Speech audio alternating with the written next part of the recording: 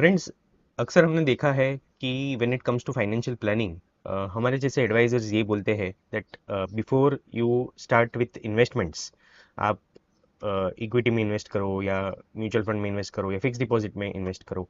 ये इन्वेस्टमेंट करने के पहले आपको आपका रिस्क कवर करना है।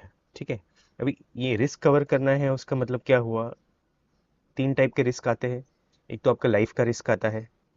ओके, उसके लिए लाइफ इंश्योरेंस है।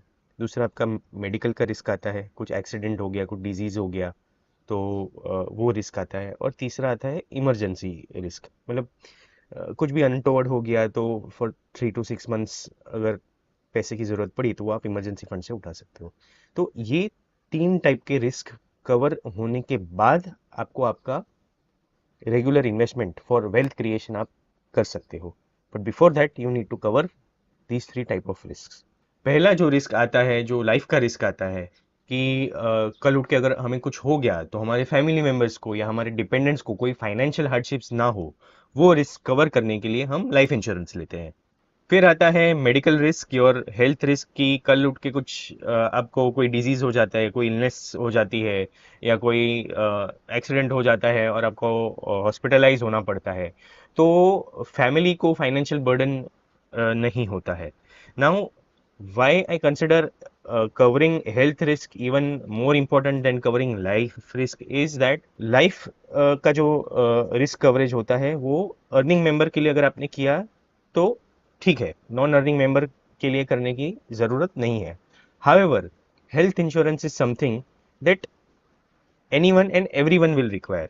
Okay, be it a child, be it a lady, be it a dependent, be it a non dependent independent person, सभी को हेल्थ इंश्योरेंस की ज़रूरत पड़ती है, क्योंकि बीमारी ये देख के नहीं आती है कि भाई ये अर्निंग मेंबर है, ये नॉन अर्निंग मेंबर है, और खर्चा दोनों के ऊपर लगता है। अर्निंग मेंबर रहे या नॉन अर्निंग मेंबर रहे, खर्चा तो उतना ही लगने वाला है। So, according to me, health insurance is even more important than life insurance. The only exception could be the super rich people, the HNIs जिनके पास काफ़ी सारे पैसे हैं, जिनके सभी फाइनेंशियल गोल्स कंप्लीट हो गए, रिटायरमेंट के लिए सेविंग हो गया है, बच्चों के लिए सब प्लानिंग हो गया है, सेविंग्स एक्यूमुलेट हो गए हैं। Only for such people there may be an exception, but for the common man, for the majority of us, medical insurance is necessary. हम आज के वीडियो में इसे आगे एक्सप्लोर करेंगे। हेल्थ इंश्योरेंस के बारे में हम बात करेंगे। आपको पॉलिसी में ये भी देखना है कि आपको हेल्थ चेकअप के लिए अमाउंट अलॉट किया है कि नहीं। बहुत सारी पॉलिसीज अभी वो चेकअप के लिए अमाउंट देती है। सो एवरी ईयर 2,000 3,000 रुपीज़ का कुछ आपको लिमिट दिया जाता है। वो लिमिट के अंदर आप जो भी नेटवर्क हॉस्पिटल है वहाँ जाके आप अपना पूरा ब्लड टेस्ट करवा सकते हो। उसमें आपका लिपिड प्रोफाइल आ जाएगा, किडनी फंक्शन टेस्ट आ जाएगा, डायबिटीज़ का चेकअप हो जाएगा। तो मेन मेन पैरामीटर्स के चेकअप वहाँ पे हो जाएंगे, एंड वो आपको संभाल के रखने हैं। तो कभी फ्यूचर में इनके क्लेम अराइज हुआ तो आपके पास पूरा परफेक्ट रिकॉर्ड रहेगा। आपको ये भी देखना है कि डॉक्टर की कंसल्टेशन फीस इंक्लूडेड है कि नहीं। जो आप ई कंसल्ट लेते हो या उनके ओपीडी में जाके आप जो कंसल्टेशन लेते हो वो इंक्लूडेड है कि नहीं, क्योंकि वो कंसल्टेशन भी आजकल काफ़ी महंगा है। 2,000 4,000 5,000 लग जाते हैं कंसल्टेशन के। तो वो आपको देखना है वो इंक्लूडेड है कि नहीं। आपको देखना है air ambulance related expenses covered है कि नहीं।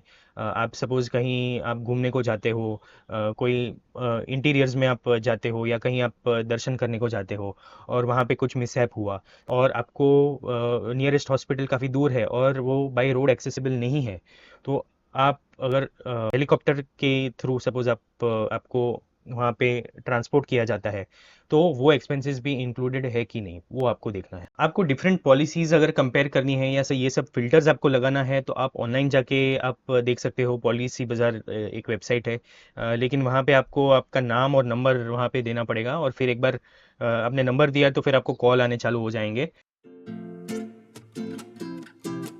फिर आपको इसमें अलग अलग डिस्काउंट भी मिल सकते हैं। अगर आप एग्जिस्टिंग कस्टमर हो तो आपको रिन्यूअल के टाइम पे लॉयल्टी डिस्काउंट जैसा कुछ मिल सकता है। एम्प्लॉई हो तो एम्प्लॉय डिस्काउंट मिल सकता है आपको प्रीमियम में। फिर आपको रेफरल डिस्काउंट भी मिल सकता है, या फैमिली मेम्बर में आपने एडिशनल फैमिली मेम्बर्स के इंडिविजुअल पॉलिसीज़ कराए तो वहाँ पे भी आपको डिस्काउंट मिल सकता है। और ऑनलाइन अगर आप लेते हो तो वहाँ पे भी डिस्काउंट मिल सकता है आपको, लेकिन ऑनलाइन में देन फिर आप सर्विस कोड भी एन इशू आपको।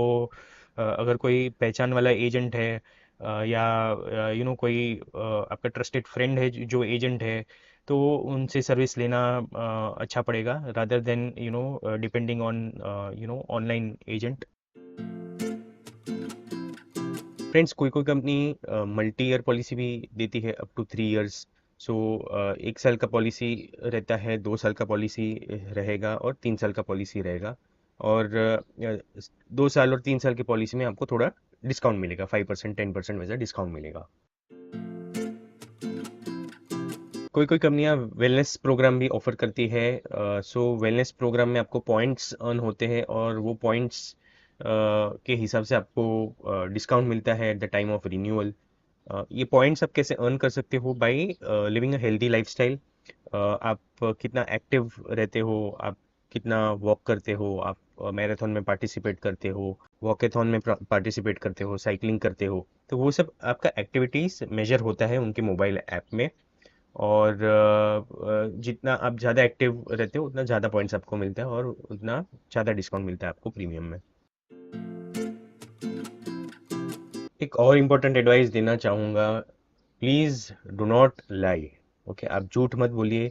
अगर आपको कोई एग्जिस्टिंग डिजीज़ है तो आपको फॉर्म में लिखना है कि भाई है, उसमें आपको लोडिंग लगेगा, आपका प्रीमियम बढ़ जाएगा, but there is no other option. अगर आप उसको छुपाते हो और फिर आगे जाके उसके रिलेटेड कॉम्प्लिकेशंस आते हैं और आप क्लेम डालते हो तो इंश्योरेंस कंपनी आपका क्लेम रिजेक्ट करेगी। ठीक है, सो डू नॉट लाई। और जो भी आपका जो एप्लीकेशन फॉर्म है उसमें आप करेक्ट डिटेल्स लिखिए। अगर कुछ डाउट है तो इंश्योरेंस कंपनी के साथ आप बात कीजिए कि भाई यहाँ पे मुझे क्या लिखना है। एजेंट के साथ बात कीजिए। कुछ भी क्लैरिटी चाहिए तो आप बात कीजिए और एक्यूरेट इन्फॉर्मेशन आप दीजिए। यहाँ पे एक एग्जांपल शेयर करना चाहूँगा आपके साथ। अ, एक particular insured person, he was a smoker, smoke करता था, उसने डिस्क्लोज नहीं किया at the time of taking the policy. फिर आगे जाके उसके रिलेटेड ही क्लेम आया, कुछ लंग का इशू आया, तो इंश्योरेंस कंपनी ने ना बोल दिया। इंश्योरेंस कंपनी को मालूम पड़ा कि ही वॉज अ स्मोकर। वो कैसे मालूम पड़ा? जब भी इन्वेस्टिगेशन हुआ तभी उसका जो बैंक स्टेटमेंट था वो एनालाइज हुआ और वहाँ पे यूपीआई के काफ़ी ट्रांजेक्शन्स थे, 16 रुपए के। And 16 rupees is a cost of one particular brand of cigarette. Okay, और वहाँ से मालूम पड़ा कि he was a regular smoker और उसका क्लेम डिक्लाइन हो गया है। आई होप आपको मेरी वीडियो पसंद आ रही है। If so please like, comment and subscribe to my channel. Also press the bell icon so that you are notified whenever I come up with any new videos. जब भी आप health insurance policy लेते हो तभी 30 days का free look period मिलता है। So basically 30 days के अंदर आपको अगर मालूम पड़ा कि भाई ये पॉलिसी में सर्टन हिडन क्लॉजेज है या ये आपको सूटेबल नहीं है, तो आप ये कैंसिल करवा सकते हो, आप उसको वापस दे सकते हो इंश्योरेंस कंपनी को और आपको आपका रिफंड मिल जाएगा। फिर आता है ग्रेस पीरियड। सो ग्रेस पीरियड, जब भी आप इंश्योरेंस पॉलिसी को रिन्यू करवाते हो और अगर आपसे थोड़ा डिले हो गया, जो उन्होंने टाइम स्पेसिफाई किया था उससे डिले हो गया, तो फिर भी आपको आपका पॉलिसी कंटिन्यू रहेगा, आपका पॉलिसी कैंसिल नहीं होगा। और जो भी बेनिफिट्स है जो एक्यूमुलेट हुए हैं, नो क्लेम बोनस, आपका waiting period for pre existing disease, वो सब भी आपको कैरी फॉरवर्ड होगा, वो आपका कैंसिल नहीं होगा। आईआरडीए ने इसका लिमिट स्पेसिफाई किया है, वो है 30 days. So up to 30 days अगर आप भरते हो तो आपका policy will be treated as regular. फिर आता है moratorium period. Moratorium period is that period after which insurance company ये नहीं बोल सकती कि भाई आपने को सर्टन फैक्ट्स आपने डिस्क्लोज नहीं किए। Okay, so that period was earlier 8 years, now it has been reduced by IRDA to 5 years. Okay, तो अगर 5 इयर्स आपके निकल जाते हैं तो इंश्योरेंस कंपनी फिर ये नहीं बोल सकती कि भाई आपने ये डिस्क्लोज नहीं किया, वो डिस्क्लोज नहीं किया। हाउएवर जहाँ पे फ्रॉड की बात है वहाँ पे ये पीरियड एप्लीकेबल नहीं होगा। यानी अगर 10 साल के बाद भी अगर मालूम पड़ा कि फ्रॉड है तो इंश्योरेंस कंपनी आपको क्लेम देने से डिक्लाइन कर सकती है। बहुत सारी इंश्योरेंस कंपनियां आजकल मेडिकल चेकअप करवाती है आपका, और फिर जाके आपको ऑनबोर्ड करती है, आपको पॉलिसी ऑफर करती है। ये एक अच्छी बात है क्योंकि बहुत सारे केसेस में देखा गया है कि वो इंडिविजुअल को खुद को मालूम नहीं है कि उसको डायबिटीज़ है या हाइपरटेंशन है, ब्लड प्रेशर है, और वो फॉर्म में, एप्लीकेशन फॉर्म में फिर गलत चीज़ वहाँ पे लिख देता है कि नहीं है डायबिटीज़, एग्जिस्टिंग कंडीशंस नहीं है। फिर जाके जब भी क्लेम की बात आती है तभी उसका क्लेम पास नहीं होता है। सो ये एक अच्छी बात है कि मेडिकल चेकअप होता है। सो वो हिसाब से फिर आपको ऑन बोर्ड लेते हैं, वो हिसाब से आपका प्रीमियम डिसाइड होता है। इनकेस कोई कंडीशंस है तो प्रीमियम में थोड़ा लोडिंग होगा और फिर जाके आपको पॉलिसी ऑफर होगा। फिर कैंसलेशन की बात आती है। In case if you want to cancel your policy in the middle of the term, in the middle of the year, आप कर सकते हो। आपको एडवांस में उनको नोटिस देना है और आपको जो भी प्रोपोर्शनेट प्रीमियम है फॉर द रिमेनिंग पीरियड वो आपको रिफंड हो जाएगा। फिर पोर्टेबिलिटी का क्लॉज आता है। पोर्टेबिलिटी यानी आप एक इंश्योरेंस कंपनी से दूसरे इंश्योरेंस कंपनी में आपका पॉलिसी आप ट्रांसफ़र करवा सकते हो, या सेम इंश्योरेंस कंपनी के अंडर दूसरे स्कीम में आप ट्रांसफ़र करवा सकते हो। ठीक है। तो पोर्टेबिलिटी में आपका जो भी एग्जिस्टिंग बेनिफिट्स है वो कंटिन्यू रहेंगे, जो वेटिंग पीरियड है वो कंटिन्यू रहेगा, और नो क्लेम बोनस है या और जो जो बेनिफिट्स है वो आपका पूरा ट्रांसफ़र होगा। आप क्लेम दो तरीके से कर सकते हो, कैशलेस कर सकते हो और रीइंबर्समेंट भी कर सकते हो। आइडियली दोनों फैसिलिटी होना चाहिए इंश्योरेंस कंपनी के पास, सिर्फ कैशलेस या सिर्फ रीइंबर्समेंट नहीं होना चाहिए। क्योंकि बहुत बार ऐसा देखा गया है कि अगर सिर्फ कैशलेस फैसिलिटी होता है तो आपको अच्छी ट्रीटमेंट नहीं मिलती है हॉस्पिटल में, या हॉस्पिटल वाले बोलते हैं, दे इंसिस्ट कि आप पार्ट पेमेंट आप इमीडिएटली कर दीजिए और बाकी का रीइंबर्समेंट आप ले लीजिए।